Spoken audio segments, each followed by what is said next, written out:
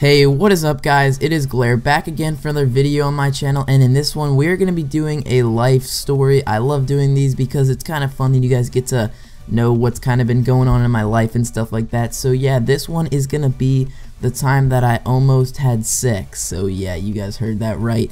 Your boy is already pulling girls. Let's go. Alright, so this story took place last summer, or like this summer, you know, of 2015.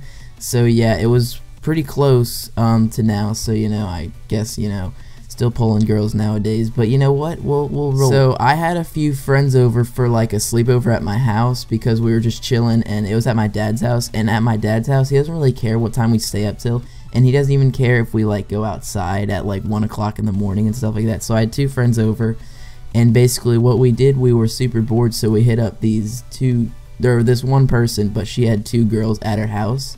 So there's three of us and three of them, but they lived like a mile away or something, so we had to somehow find a way to get them to come to our house. We ended up talking them into walking all the way like 2 miles to our neighborhood, so you know, we basically scored like 100%. So it was us three and then three of their friends, and it was pretty cool. You know, they were pretty nice, you know, but they were not in our grade, unfortunately.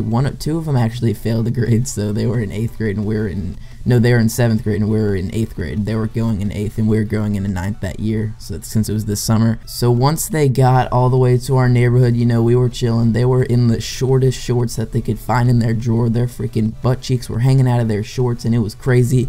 And I was like, whoa, dang. So, you know, they came, we met them on the main street. It was about 3 o'clock in the morning at this time. So yeah, it was actually a pretty cool time to have some chicks over. We started walking over, you know, towards the park and to do some stuff, you know, not like the stuff you're thinking, you know, but there was this one girl in the back that kept saying, you know, we came here to like suck your wiener and stuff, and I was like, whoa, this is getting a little weird pretty quick. But you know, I was down, you know, I was only 14 years old. I'm still 14 years old. What am I even talking about? So yeah, I was only 14 years old, and she kept saying that stuff, and you know, we were walking towards the park in our neighborhood, and once we got there, you know, we were getting ready to set up shop, you know, and then out of nowhere, a cop just shows up in the parking lot. He just rolls up, you know, he walks to the park, he's like, yo, you guys residents of this neighborhood, you know, all 5 of them weren't, I was the only one, so I was hoping to God that they didn't make us come home with all 3 of these chicks that my parents didn't even know were over. And it was crazy, and I had to tell him my address. I was an idiot, and I told him the right address.